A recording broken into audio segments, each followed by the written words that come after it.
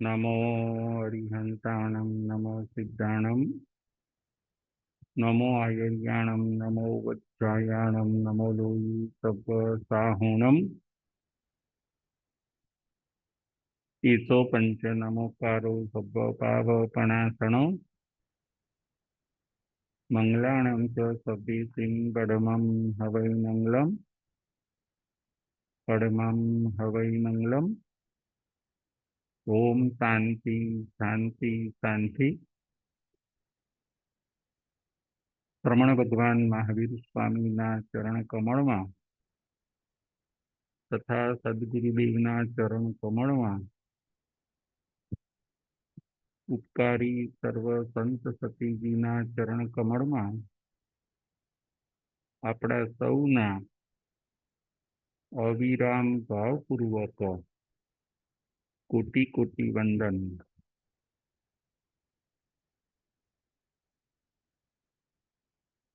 जय जिनेन्द्र। तारीख 6/6/24 वाचनी नंबर 23 स्थानांक सूत्र।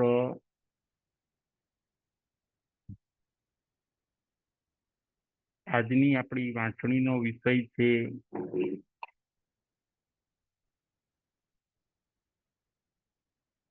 परिग्रह पापनु मूळ छे। परिग्रह ए पापनु मूळ छे। थूलाओ परिग्रहाओ वेरमणम। थूलाओ परिग्रहाओ वेरमणम। श्रावकनु पांचमु व्रत। एमा परिग्रह थी विराम पामवानुं भगवान आपणने जणावे छे। श्रावकना 12 व्रत एमा पांचमु व्रत थूलाओ परिग्रहाओ वेरमणम। आजनी आपणी वांचनीनो विषय छे परिग्रह थी विराम पामो। परिग्रह ए पापनु मूळ छे। ए विषय उपर आज आपणे विचार करीशुं। परिग्रह एटले शुं? परिग्रह एटले संग्रह बुद्धि। परिग्रह एटले संग्रह बुद्धि। परिग्रह एटले भेगुं करवुं। परिग्रह एटले एकठुं करवुं। परिग्रह एटले वस्तुने पकड़ी राखवी, एनुं नाम परिग्रह। पकड़ी राखवुं वस्तुने, व्यक्तिने, वातने, एने पकड़ी राखवुं एनुं नाम छे परिग्रह। परि एटले चारे बाजुथी अने ग्रह एटले पकड़ी राखवुं। संग्रह करवो एनुं नाम छे परिग्रह। शास्त्रकार हजी पण आगळ कहे छे कि आसक्ति राखवी, वस्तु पर आसक्ति राखवी एनुं नाम छे परिग्रह। मुच्छा परिग्रहो मुक्तो। 10 वैकालिक सूत्र में कह્યું कि मूर्छा आसक्ति ए परिग्रह छे। ममत्व ए परिग्रह छे। मारापणुं ए परिग्रह छे। आ मारू आ मारू। मालिकीपणानो भाव एने परिग्रह कहेवामां आवे छे। परि एटले चारे बाजुथी अने ग्रह एटले ग्रहण करवुं। આપણને એટલી બધી મમતા હોય, એટલું બધું મમત્વ હોય કે આપણે વસ્તુને છોડી ન શકીએ, એવા અશુભ ભાવને પરિગ્રહ કહેવામાં આવે છે. જુઓ, આપણે વસ્તુને છોડી નથી શકતા, કેમ કે મમત્વ છે. એવું મમત્વ છે, એવો મારાપણાનો ભાવ છે વસ્તુ ઉપર, વ્યક્તિ ઉપર. એવા અશુભ ભાવને શાસ્ત્રકાર પરિગ્રહ કહે છે. પરિગ્રહ પાપનું મૂળ છે.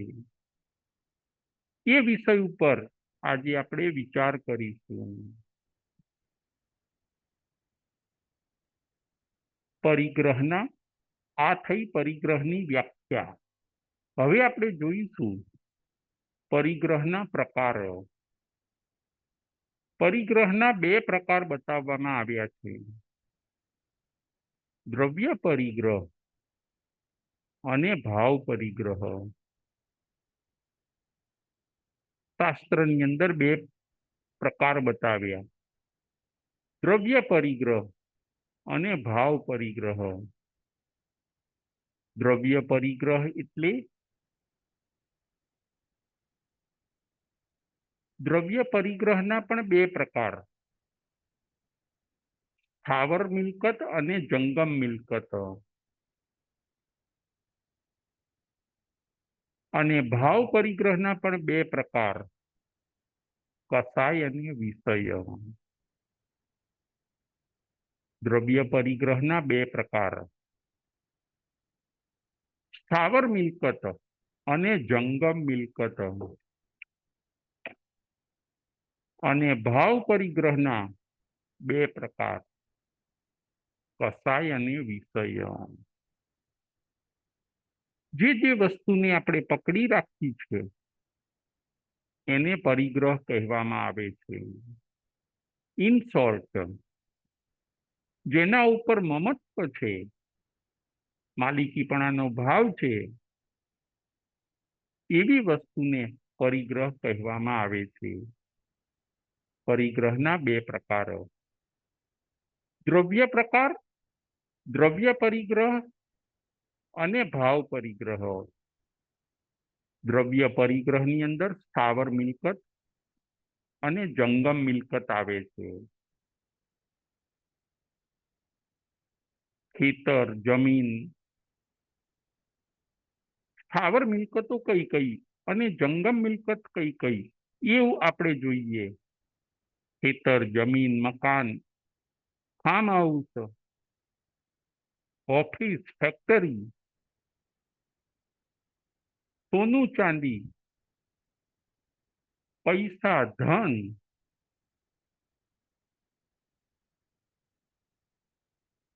વસ્તુઓ, ઘર, ઘર વખરી, આ બધો દ્રવ્ય પરિગ્રહ છે. કપડા, મકાન, ફર્નિચર, કાર, વ્હીકલ, આ બધું દ્રવ્ય પરિગ્રહ છે. એમાં જમીનથી લઈને ઓફિસ, ફેક્ટરીઓ, સોનું, રૂપું, ચાંદી, હીરા, માણેક, મોતી, ઘર, ઘર વખરી, આ બધો દ્રવ્ય પરિગ્રહ છે. નોકર ચાકર એ પણ દ્રવ્ય પરિગ્રહ છે. ઓફિસનો સ્ટાફ એ પણ દ્રવ્ય પરિગ્રહ છે. આ બધો પરિગ્રહ છે. આ બધો દ્રવ્ય પરિગ્રહ, જેમાં સ્થાવર મિલકત અને જંગમ મિલકત આવે છે. બીજો છે ભાવ પરિગ્રહ. ભાવ પરિગ્રહમાં શું આવે છે? તો કે ભાવ પરિગ્રહની અંદર કસાય અને વિષયો આવે છે. કસાયો, ક્રોધ, માન, માયા, લોભ,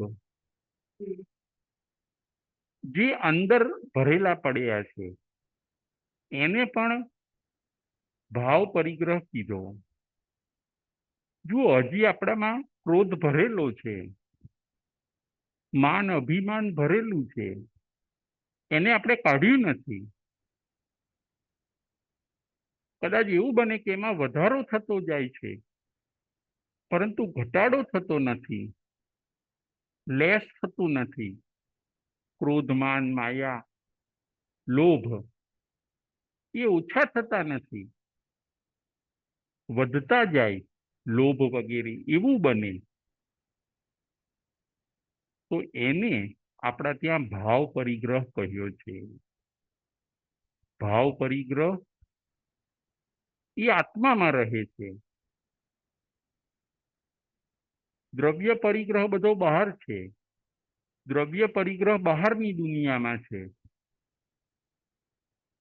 અને જે ભાવ પરિગ્રહ ખરો એ આપણા આત્મામાં ભરેલો છે.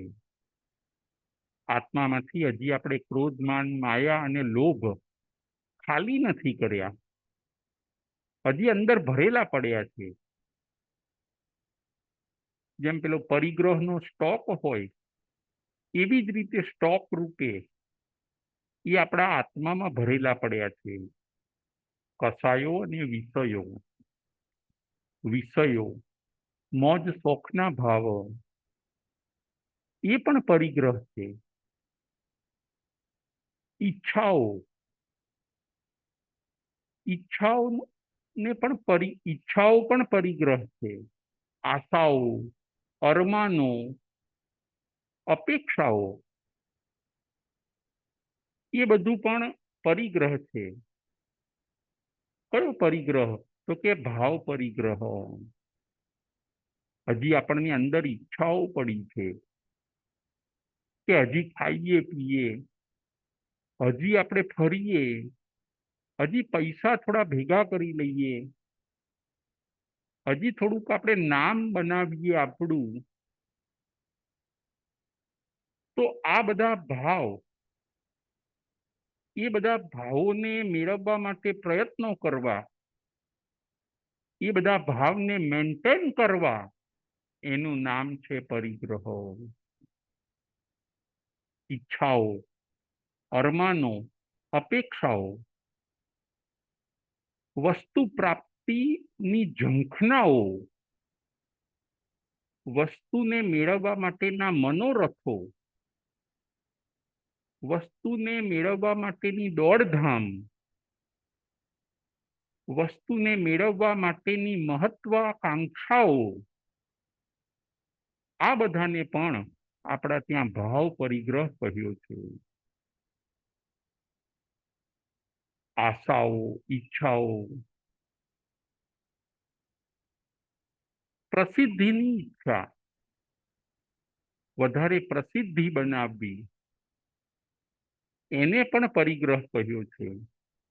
વાહ વાહની ઈચ્છા, પોતાનું નામ બનાવવાની ઈચ્છા, આ બધો ભાવ પરિગ્રહ છે.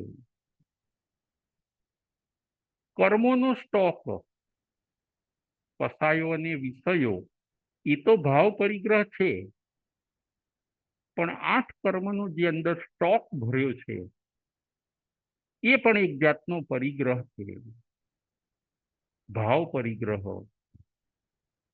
આપણે બહારનો તો પરિગ્રહ ઓછો કરવાનો છે, પણ અંદરનો જે 8 કર્મનો સ્ટોક છે એને પણ આપણે ઓછો કરવાનો છે.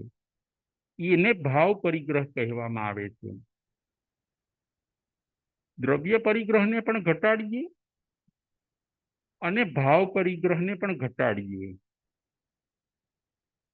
દ્રવ્ય પરિગ્રહમાં વસ્તુઓ ઘટાડવી પડશે અને ભાવ પરિગ્રહમાં તમારે કસાયો અને વિષયોને ઘટાડવા પડશે. ફરીથી દ્રવ્ય પરિગ્રહમાં સાધક આત્માએ વસ્તુઓને ઘટાડવી પડે છે, ઓછી કરવી પડે છે, અને ભાવ પરિગ્રહમાં સાધક આત્માએ કસાયો વિષયો પોતાના દુર્ગુણો અને કર્મોને ઓછા કરવા પડે છે. પરિગ્રહ, આ પરિગ્રહે આપણને પકડી રાખ્યા છે. જો પરિગ્રહને આપણે મૂકી દઈએ તો આપણે મુક્ત થઈ જઈએ. બહારનો જે પથારો છે વસ્તુઓનો, મિલકતનો, એ બધો દ્રવ્ય પરિગ્રહ, અને અંદરની જે અશુભ ભાવનાઓ છે બધી, એ છે ભાવ પરિગ્રહ. જો કોઈક ભિક્ષુક છે, કોઈક ભિખારી છે, એની પાસે દ્રવ્ય પરિગ્રહ નથી, પરંતુ ભાવ પરિગ્રહ છે. કોઈક ભિખારી રોડ ઉપર ભીખ માંગે છે, એની પાસે દ્રવ્ય પરિગ્રહ કઈ નથી, મકાન નથી, પોતાની પાસે કોઈ કાર નથી, પૈસા નથી, કદાચ પહેરવા માટે ચંપલ નથી, દ્રવ્ય પરિગ્રહ એની પાસે કઈ નથી, પરંતુ ભાવ પરિગ્રહ એની પાસે ઘણો બધો છે. કયો ભાવ પરિગ્રહ એ ભિખારી પાસે છે? તો એને પણ કસાયો અને વિષયો છે એની પાસે. એના આત્મામાં કસાયો અને વિષયો ભરેલા છે, કર્મો ભરેલા છે, ઈચ્છાઓ ભરેલી છે. તો એને ભાવ પરિગ્રહ કીધો. ભિક્ષુક પાસે કદાચ દ્રવ્ય પરિગ્રહ નથી, પરંતુ ભાવ પરિગ્રહ ઘણો છે. આપણને બંને પરિગ્રહ ઘટાડવાનું શાસ્ત્રકાર કહે છે. એક દ્રવ્ય પરિગ્રહ અને બીજો ભાવ પરિગ્રહ.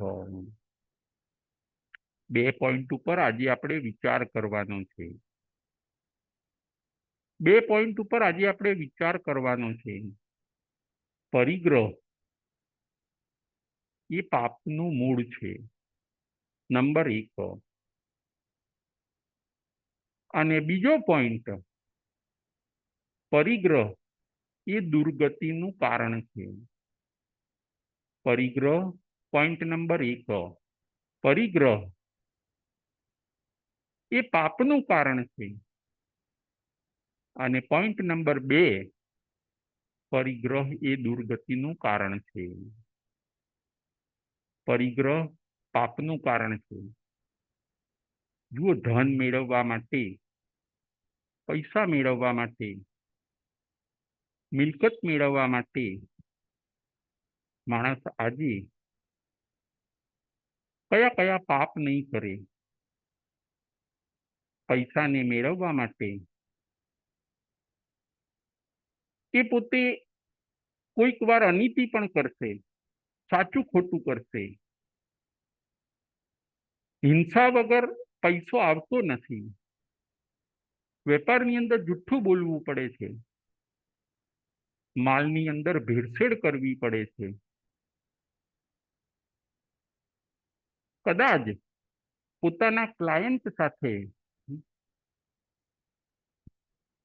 ખોટું બોલીને એની પાસેથી વધારે નફો લેવો પડે છે. ધન માટે આજે માણસ કોઈકને છેતરશે પણ ખરો, કોઈકને અન્યાય કરશે. ભાઈ ભાઈને ઘણી વાર ધન માટે ઝઘડા થતા હોય, ઘણી વાર પૈસા ખાતર મોટા ક્લેશ થતા હોય, મોટા ઝઘડા થતા હોય. એવું પણ બને. પૈસા માટે માણસ ક્રોધ પણ કરશે. ગમે તેમ કરીને હું પૈસા વધારું, હું મારો પરિગ્રહ વધારું, હું મારી પ્રોપર્ટી વધારું. એક ફેક્ટરીમાંથી બીજી ફેક્ટરી, બીજી ફેક્ટરીમાંથી ત્રીજી ફેક્ટરી, ક્યારેક 10 માણસનો સ્ટાફ, 25 માણસનો સ્ટાફ, 50 માણસનો સ્ટાફ, આરંભ સમારંભ વગર, છકાઈ જીવની હિંસા વગર ધનની પ્રાપ્તિ થતી નથી. માટે જ કહ્યું, પૈસો, પરિગ્રહ એ પાપનું કારણ છે. પહેલો પોઈન્ટ આપણો આ હતો. પરિગ્રહ એ પાપનું કારણ છે.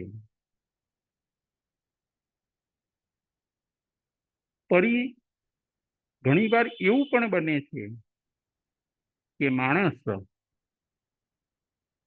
પૈસાના કારણે પોતાની શાંતિને પણ ગુમાવે છે.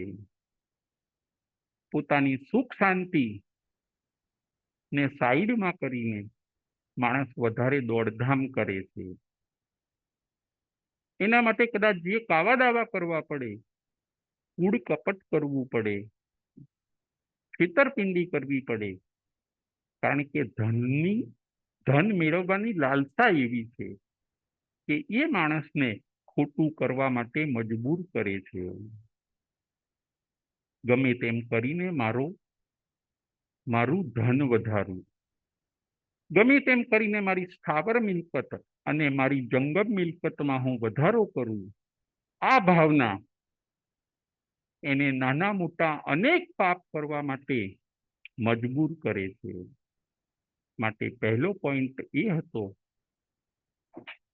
કે પૈસો એ પાપનું કારણ છે. બીજો પોઈન્ટ એ છે કે પૈસો દુર્ગતિનું કારણ છે. કારણ કે જે વ્યક્તિ ધન માટે દોડાદોડ કરે છે, ધનને જ પોતાનો ગોલ સમજે છે, પૈસાને જ પોતાનું સર્વસ્વ સમજે છે, એ વ્યક્તિ આર્ત ધ્યાન, રૌદ્ર ધ્યાનમાં રાખે છે. એના પરિણામ બહુ કલુષિત હોય છે. અને એવું બને છે કે એનો આત્મા દુર્ગતિમાં પણ જાય છે. કારણ કે એનો ગોલ શું હતો? પૈસા મેળવવા છે. એનું ધ્યેય ધર્મ નથી, એનું ધ્યેય મોક્ષ નથી, પરંતુ એનું ધ્યેય પરિગ્રહ છે કે બસ પ્રોપર્ટી બનાવો, ઘણું બધું ભેગું કરો, નામ કમાવો, એ ભેગું કરેલું ભોગવો, એનાથી આપણે આપણો માન પસાઈ મજબૂત કરો. કદાચ પરિગ્રહને, પૈસાને વધારવા માટે મોટું ફ્રોડ કરવું પડે તો પણ કરો. એના આવા વિચારો એના દુર્ગતિના દ્વાર ખોલી નાખે છે. કારણ કે ધન માટે એ પોતે ગમે તેવા કાર્યો કરવા માટે તૈયાર થઈ જાય છે અને એના અશુભ પરિણામ એને દુર્ગતિ આપે છે. માટે બીજો પોઈન્ટ આપણે જોયો કે પરિગ્રહ એ દુર્ગતિનું પણ કારણ છે. બે પોઈન્ટ ઉપર જે આપણે વિચાર કર્યો. પહેલા નંબરનો પોઈન્ટ હતો પરિગ્રહ એ પાપનું કારણ છે, અને બીજા નંબરનો પોઈન્ટ પરિગ્રહ એ દુર્ગતિનું કારણ છે. કારણ એટલે રીઝન.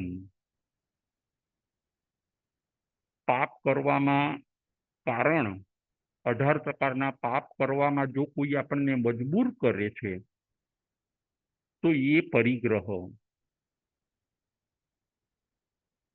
અને જો કદાચ આપણને દુર્ગતિમાં જે લઈ જાય છે એમાં જે રીઝન બને છે, એમાં જે કારણ બને છે, એ પણ છે પરિગ્રહ. પરિગ્રહને ના બે પોઈન્ટ આપણે જોયા.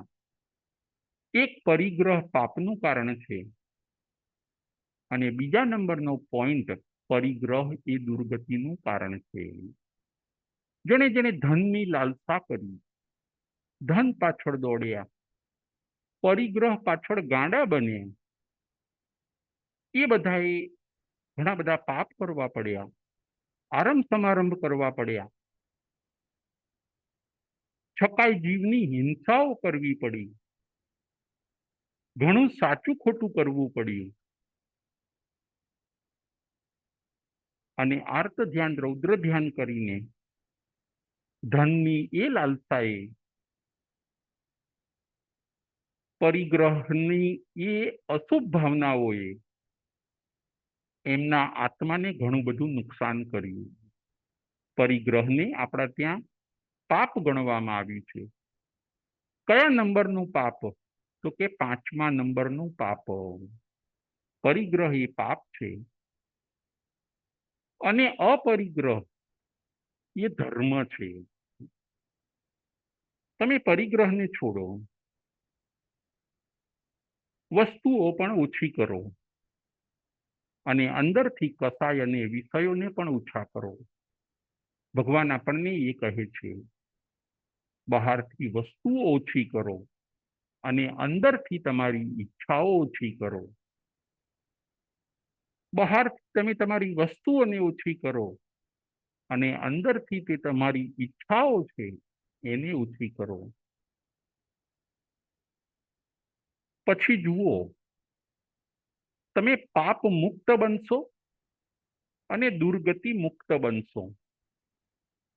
પછી તો સદગતિની સફર અને મોક્ષની મંજિલ.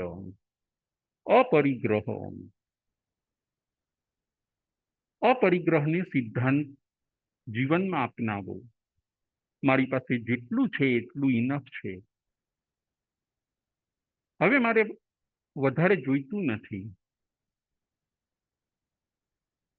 મારી પાસે જે છે એમાં ચાલી શકે એમ છે.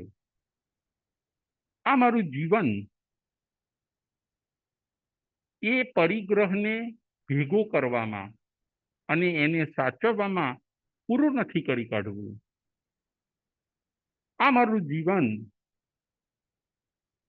એ પૈસાને મેળવવામાં અને અંતિમ સમય સુધી પૈસાને સાચવવામાં પૂરું નથી કરી કાઢવું. આ મારું જીવન ધનને મેળવવામાં અને મેળવ્યા પછી એ ધનને સાચવવામાં, પકડી રાખવામાં, આસક્તિમાં આ જીવનને મારે પૂરું નથી કરી કાઢવું. પરિગ્રહ, પૈસા અને ધન એ જરૂરી વસ્તુ છે, પરંતુ એ આપણું સર્વસ્વ નથી. એમાં આપણે મર્યાદા કરવાની છે. 5મા વ્રતમાં આપણને ભગવાન એ બતાવે છે કે તમે વસ્તુઓની મર્યાદા કરો. મકાનની મર્યાદા, જમીનની મર્યાદા, વસ્ત્ર પાત્રની મર્યાદા, ધન ધાન્યની મર્યાદા, નોકર ચાકરની મર્યાદા, ગાડીઓની મર્યાદા. કારણ કે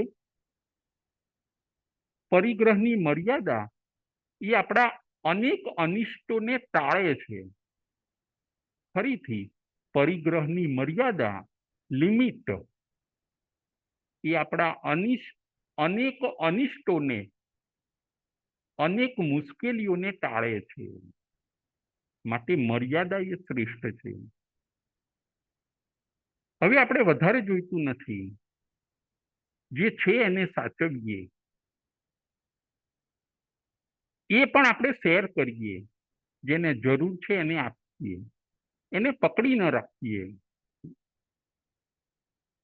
જો બીજાને જરૂર હોય તો આપણે આપીએ. કોઈ પક્ષી હોય, જુઓ, હવે આપણે દ્રષ્ટાંત જોઈએ કે કોઈ પક્ષી હોય, એ પક્ષીના પગે જો પથ્થર બાંધી દેવામાં આવે તો એ પક્ષી પોતે ઉડી શકતું નથી.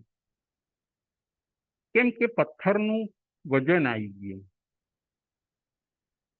એ કદાચ ઉડવા જશે તો પણ નીચે બેસી જશે, પાંખ છે છતાં ઉડી શકતું નથી. બસ આત્માનું પણ આવું જ છે. પરિગ્રહ એ પથ્થર જેવો છે, જેની પાસે સ્થાવર મિલકતો, જંગમ મિલકતો, કસાયો ને વિષયો ઘણા બધા છે. એની પાસે વેઇટ વધારે છે, એટલે આત્મા ઉડી નહીં શકે.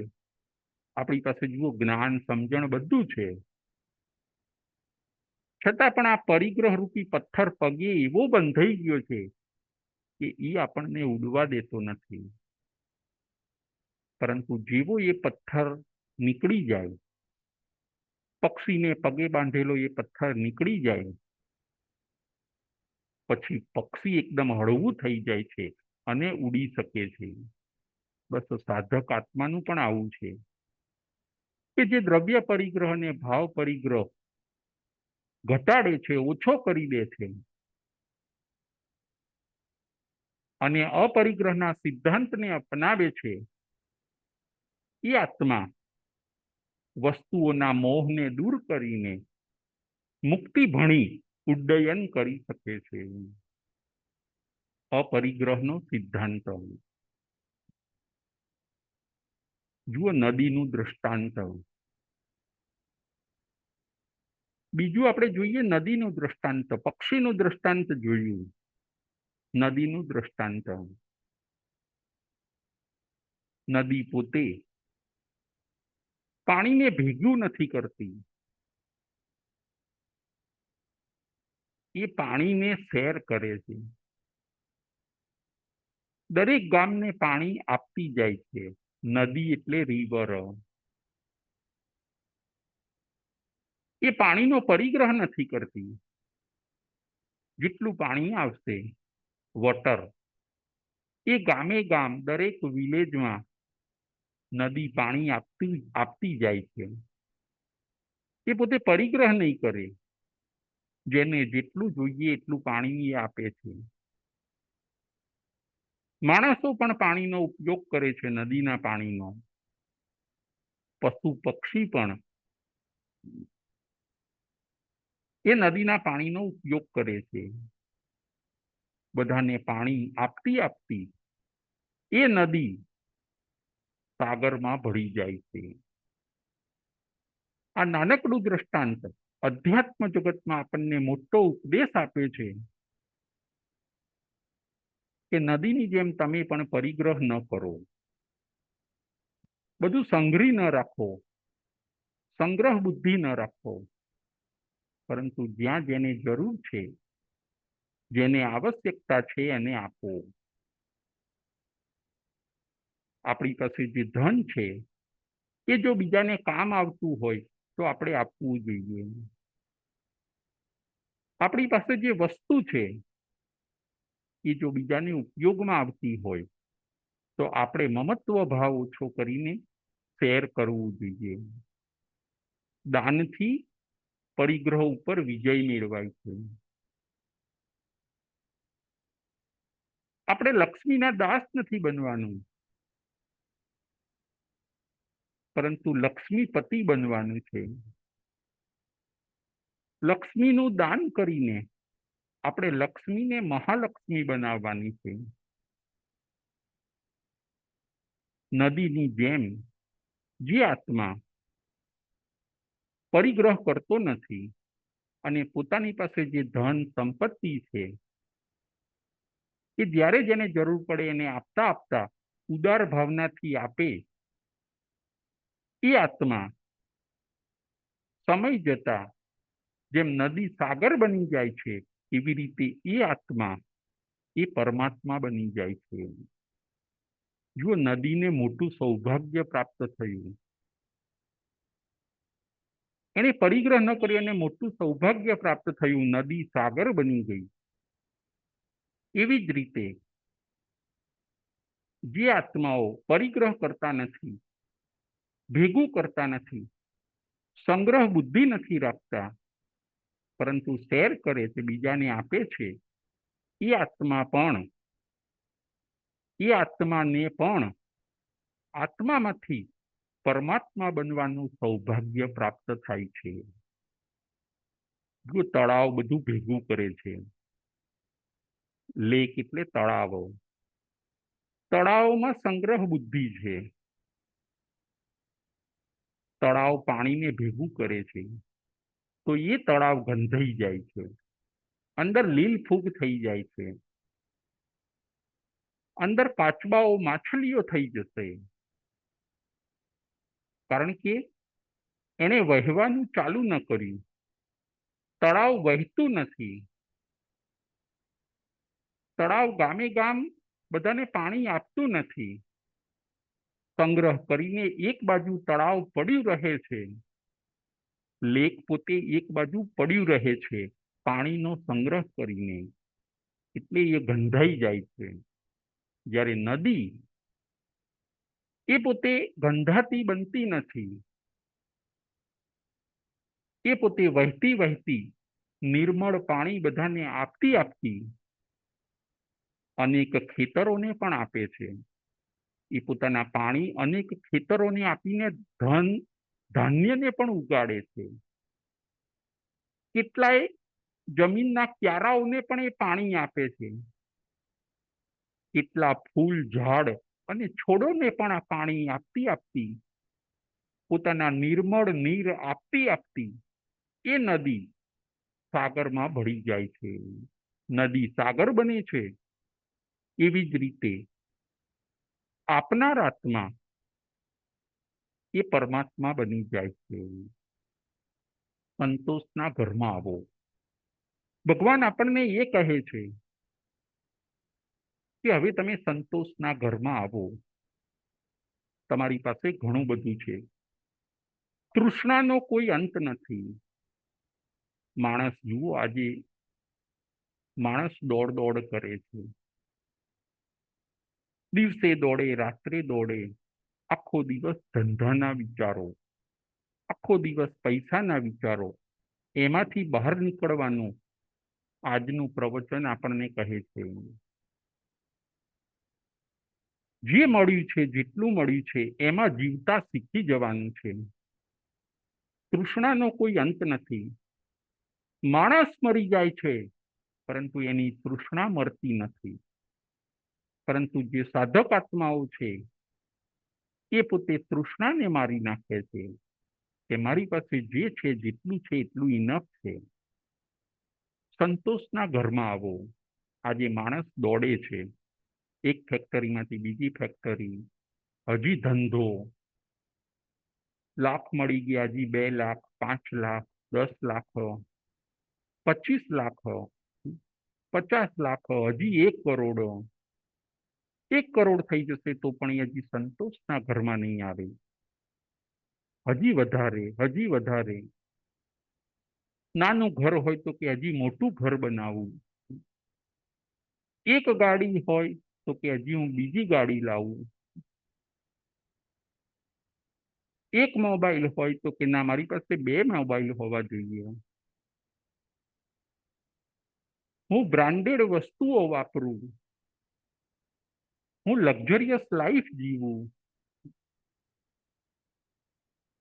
વધારે પૈસા મેળવતો જઉં અને વધારે પૈસા હું વાપરતો જઉં.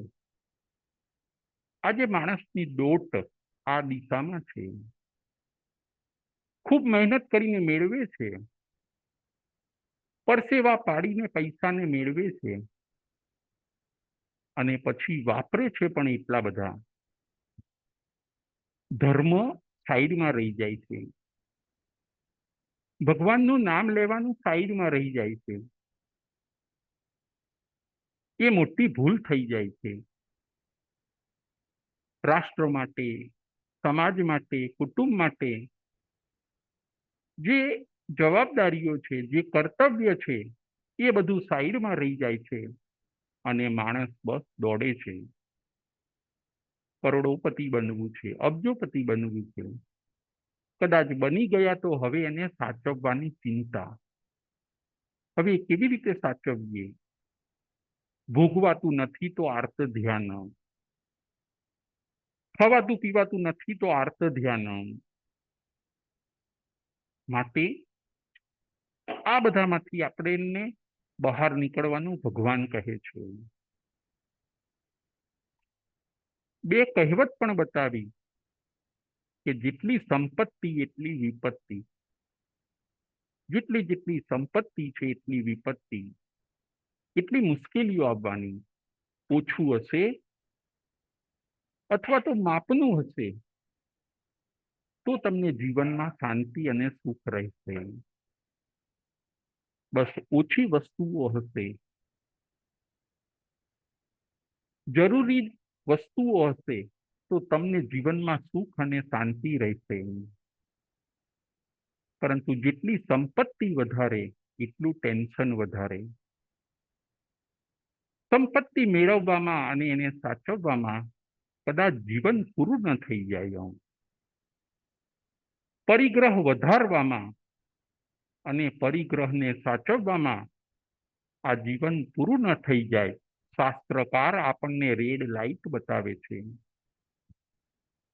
પરિગ્રહ જીવન જીવવામાં જરૂરી છે, પરંતુ પરિગ્રહ એ સર્વસ્વ નથી.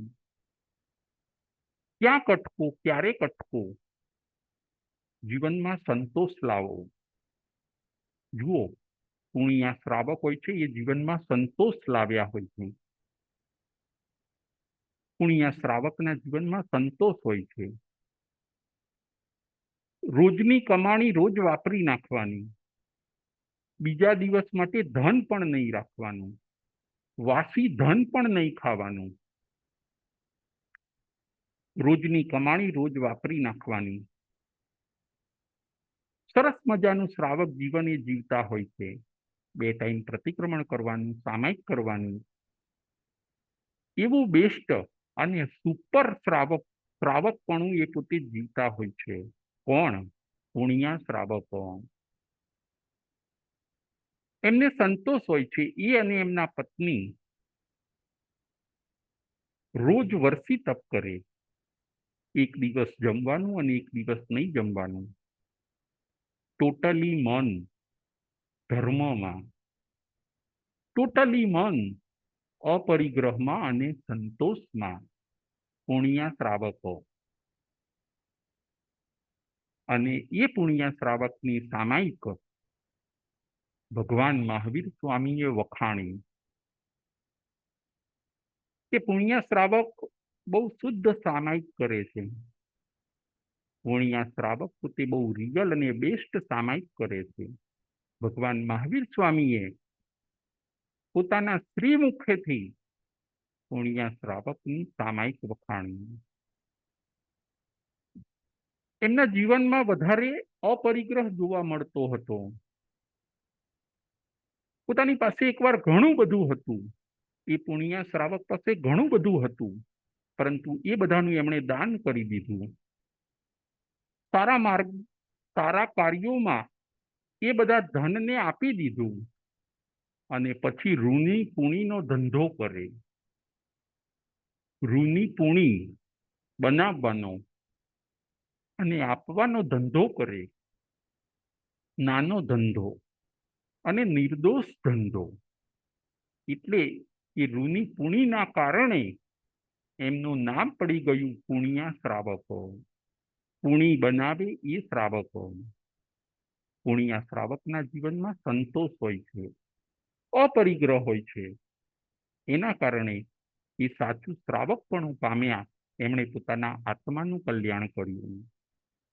ધનના મોહમાંથી આપણે બહાર આવવાનું છે. એ બોધામાંથી લેવાનો છે. પરિગ્રહ, જે દ્રવ્ય પરિગ્રહ ને ભાવ પરિગ્રહ, એના મોહમાં આપણે ગળાડૂબ રહેવાનું નથી. પરિગ્રહના મોહમાં ગળાડૂબ કોણ રહ્યું? એમાં દ્રષ્ટાંત આવે છે મમ્મણ શેઠનું. અપરિગ્રહમાં પુણ્યા શ્રાવક અને પરિગ્રહમાં મમ્મણ શેઠ. મમ્મણ શેઠને પરિગ્રહનો બહુ મોહ હોય છે. ધન, ધન અને ધન. પૈસો મારો પરમેશ્વર અને હું પૈસાનો દાસ. જો માણસની અત્યારે મેન્ટાલિટી આવી થઈ ગઈ કે પૈસો મારો પરમેશ્વર અને હું પૈસાનો દાસ. આજે બધા દોડે છે. આ દોડને હવે તમે અટકાવી દો. હવે ધર્મની શરૂઆત કરો. હવે સામાયિકની શરૂઆત કરો. હવે બહુ વાપરવું પણ નથી. જે છે એને સાચવીને એમાંથી અમે અમારું જીવન વ્યતીત કરીએ. ગમે એટલું આપણે ધન ભેગું કરીએ, પરંતુ એ ધન અહીંયા જ પડ્યું રહે છે. અને એ ધન માટે જે આપણે ખોટા કામ કર્યા હોય છે, એ કામના કર્મો સાથે આવે છે. ધન સાથે આવતું નથી, પરંતુ એ ધન મેળવવા માટે જે આપણે ખોટા પાપો કર્યા હોય છે, એ પાપ સાથે આવે છે. ધન સાથે આવતું નથી, પરંતુ એ ધન જો આપણે સારા કાર્યોમાં વાપર્યું હોય તો એનું પુણ્ય સાથે આવે છે. બસ આ બધું સમજવાનું છે. પરિગ્રહને જો આપણે શેર કરીએ તો એ પુણ્યનું કારણ બની જાય છે. અને પરિગ્રહ ઉપર જો આપણે આસક્તિ મમત્વ રાખીએ તો એ પાપનું કારણ બની જાય છે. કેટલું જોઈએ છીએ, ક્યાં સુધી જોઈએ છીએ, કેટલી જરૂર છે, એ આપણે નક્કી કરીને મર્યાદાના ઘરની અંદર આવવાનું છે. ઠુલાઓ પરિગહાઓ વેરમણમ. તમે બધી વસ્તુઓની મર્યાદા કરો જાગજીવ માટે, કે મારે આટલું જ જોઈએ છીએ અને એટલું મળી જાય પછી હું મારું જીવન સામાયિક પ્રતિક્રમણ ધર્મ ધ્યાનમાં હું વ્યતીત કરીશ. ધર્મ સાથે આવે છે, એને આપણે વધારવાનો છે. વસ્તુઓ સાથે આવતી નથી, પ્રસિદ્ધિ સાથે આવતી નથી, વાહ વાહ એ સાથે આવતી નથી. સાથે તો એ ખાલી ધર્મ, પુણ્ય અને જ્ઞાન એ જ સાથે આવે છે. એ આપણે કેમ ન વધારીએ? વસ્તુઓ વધારવાનો આ એક ગાંડો ક્રેઝ, એમાંથી આપણે બહાર નીકળવાનું છે. પરિગ્રહમાં ગળાડૂબ હોય છે મમ્મણ શેઠ. મમ્મણ શેઠ પાસે ઘણો બધો પૈસો હોય છે, એમની પાસે ઘણું બધું ધન હોય છે, પરંતુ સંગ્રહ બુદ્ધિ બહુ. પોતે કોઈને આપે તો નહીં, પણ પોતે ન વાપરી શકે. પેલા મધમાખી જેવા, કે મધમાખી મધ ભીખું કરે છે, પોતે ખાતી નથી અને બીજાને ખાવા દેતી નથી. મધમાખી મધને ભેગું કરે છે, પોતે ખાશે નહીં, અને જો કોઈ ખાવા જશે તો એને પણ ડંખ મારે છે. એમ સંગ્રહ બુદ્ધિ વાળાનું પણ આવું છે. પરિગ્રહને પોતે વાપરતા નથી અને બીજાને આપતા પણ નથી. ઘણા પોતે પોતાના માટે ખૂબ વાપરે છે, પરંતુ બીજાને આપી શકતા નથી, એવું પણ બને છે. આ મમ્મણ શેઠ પણ મધમાખી જેવા હોય છે. પોતે પોતાના માટે પણ ન વાપરે, તેલ અને ચોળા ખાય પોતે અને મહેનત કરે રાજગૃહી નગરીની અંદર. ભગવાન મહાવીર સ્વામીના સમયમાં મમ્મણ શેઠ થઈ ગયા. અને શાસ્ત્રકારો કહે છે કે શ્રેણીક રાજા કરતા પણ મમ્મણ શેઠ પાસે ઘણું બધું ધન હોય છે. જ્યારે શ્રેણીક રાજાને ખબર પડી કે મારા કરતા પણ આમની પાસે ઘણું બધું ધન છે, ત્યારે એમને એમ થયું કે ઓહો, કેટલું બધું આમણે ભેગું કર્યું છે. ભગવાન મહાવીર સ્વામી પાસે મમ્મણ શેઠનું ભવિષ્ય પૂછે છે, તો કે એ પોતે કંજૂસ છે. ધનની આસક્તિ એટલી બધી છે, પરિગ્રહનો મોહ એમને એટલો બધો છે કે એમણે એમના જીવનમાં પરિગ્રહ વધારવા સિવાય બીજું કોઈ કામ કર્યું નથી. અને એ મમ્મણ શેઠે પોતાના આત્માનું બગાડ્યું. એમણે પોતાનું ભવિષ્ય બગાડ્યું એક પરિગ્રહના પાપના કારણે. રાજગૃહી નગરીનો આ પ્રસંગ છે. એ પોતે સંતોષમાં ન આવ્યા, મમ્મણ શેઠ સંતોષમાં ન આવ્યા, હજી વધારે હજી વધારે. માટે મનુષ્યએ ધન સંપત્તિની મર્યાદા કરવાની છે. જ્યાં છે ત્યાં અઢળક છે. પદાર્થો, સાધનો, વસ્તુઓ, પૈસા જ્યાં છે ત્યાં અઢળક છે, જ્યાં ત્યાં નથી ત્યાં બિલકુલ નથી. આખી ઇકોનોમી અનબેલેન્સ બની. ઇકોનોમીનું જે બેલેન્સ નથી એનું જો કોઈ રીઝન હોય તો પણ એ છે કે જ્યાં પૈસા કે પરિગ્રહ છે ત્યાં ખૂબ છે અને જ્યાં નથી ત્યાં નથી. આપણે પણ બીજાને આપીએ, આપણે મર્યાદા કરીએ અને આપણી પાસે જે વસ્તુઓ છે એ બીજાને શેર કરીએ. આજની આપણી વાંચણીનો વિષય હોય છે કે પરિગ્રહ એ પાપનું મૂળ છે. પરિગ્રહને આપણે છોડવાનો છે. જેટલી સંપત્તિ એટલી વિપત્તિ, જેટલી સગવડ એટલી અગવડ. આપણે સંતોષના ઘરમાં આવવાનું છે. પુણ્યા શ્રાવક જેમ સંતોષના ઘરમાં આવ્યા, પરિગ્રહ ઓછો કર્યો, પોતાના આત્માનું કલ્યાણ કરી શક્યા. પાંચમું અણુવ્રત, શ્રાવકનું પાંચમું અણુવ્રત. ફૂલાઓ પરિગ્રહાઓ વેગણમ. પરિગ્રહ ઉપર આપણે વિજય મેળવીએ, પરિગ્રહની મર્યાદા કરીએ, દ્રવ્ય પરિગ્રહ અને ભાવ પરિગ્રહને આપણે ઘટાડીએ.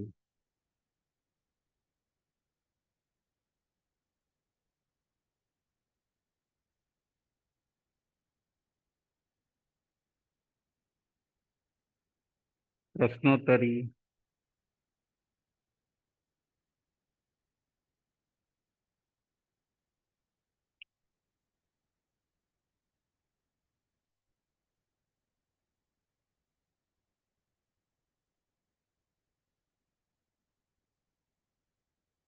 પરિગ્રહના કેટલા પ્રકાર કયા કયા? પરિગ્રહના કેટલા પ્રકાર કયા કયા? ચૈતાલીબેન. જય પરિગ્રહના. જિનેન્દ્ર. જય જિનેન્દ્ર. પરિગ્રહના બે પ્રકાર, દ્રવ્ય પરિગ્રહ અને ભાવ પરિગ્રહ.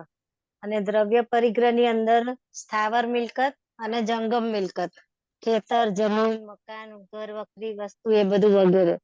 અને ભાવ પરિગ્રહના બે પ્રકાર, એમાં વિષય અને કસાય. આપણે ચાર પ્રકારના ક્રોધ, માન, માયા, લોભ, એ બધા જે કસાય છે એ બધો ભાવ પરિગ્રહ. બહુ સરસ, બહુ સરસ. Thank you.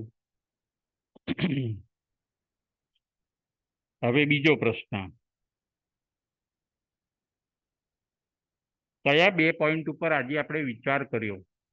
કયા બે પોઈન્ટ ઉપર આજે આપણે વિચાર કર્યો? કયા બે પોઈન્ટ ઉપર આજે આપણે વિચાર કર્યો? દીનાબેન. દીનાબેન. જય જિનેન્દ્ર. જય જિનેન્દ્ર. પરિગ્રહ એ આપણે કર્યું એ પાપનું મૂળ છે બરાબર. અને બીજું પરિગ્રહ એ દુર્ગતિનું કારણ છે. બહુ એ બે સરસ, પોઈન્ટ ઉપર આપણે વિચાર કર્યો. બહુ સરસ, બહુ સરસ. હવે આગળનો ત્રીજો પ્રશ્ન. કયા કયા દ્રષ્ટાંત આજે આપણે જોયા? પરિગ્રહ અને અપરિગ્રહ ઉપર કયા કયા બે દ્રષ્ટાંત જોયા? પરિગ્રહ અને અપરિગ્રહ ઉપર કયા કયા આપણે દ્રષ્ટાંત જોયા?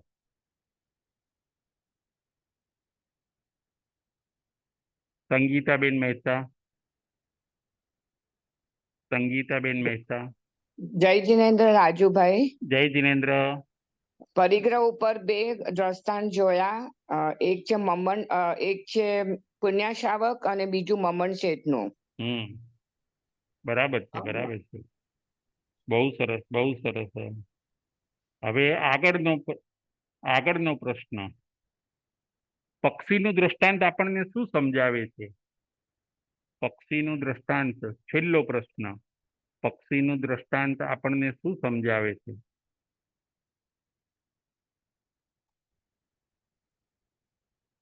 ચૈતાલીબેન. ચૈતાલીબેન, ધ્રુવ, પક્ષીનું દ્રષ્ટાંત આપણને શું સમજાવે છે?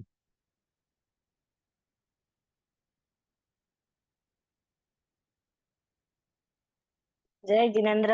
જય જિનેન્દ્ર. પક્ષીના દ્રષ્ટાંતમાં એવું છે કે આપણે ધારો કે એવું વિચારીએ કે પક્ષીના પગે કઈ વજનવાળી વસ્તુ કે પથ્થર કે એવું કઈ બાંધી દો તો એ ઉડી શકતું નથી એમ. એવી જ બરાબર. રીતે આપણા પરિગ્રહને પથ્થર સમાન બતાવ્યો છે. હમ. તો પરિગ્રહને પથ્થર સમાન બતાવ્યો છે કે જેની પાસે પરિગ્રહ રૂપી પથ્થરનું વજન જેટલું વધારે હોય તો આત્મા ભારે કર્મી બની જાય છે. તો એ આત્મા ઉડી નથી શકતો. તો જેમ પક્ષીને પથ્થર જો છોડી નાખવામાં આવે તો એ એકદમ હલકો બની જાય અને ઊંચે સુધી ક્યાંય ક્યાંય ઉડી શકે છે. એવું જ આપણા પરિગ્રહનું છે કે જો આપણે પરિગ્રહ રૂપી પથ્થરને છોડી દઈએ, પરિગ્રહને શેર કરવા માંડીએ તો આપણો આત્મા હલકો બની જાય છે અને આપણે પણ એ દિશામાં સમ્યક દિશામાં ઊંચી ઉડાન કરી શકીએ છીએ. બહુ સરસ, બહુ સરસ. હવે છેલ્લો પ્રશ્ન. નદીના દ્રષ્ટાંતમાંથી શું જાણવા મળે છે આપણને? નદીના દ્રષ્ટાંતમાંથી આપણને શું જાણવા મળે છે? નદીનું દ્રષ્ટાંત. નદીના દ્રષ્ટાંતમાંથી આપણને શું જાણવા મળે છે? નદી એટલે રિવર.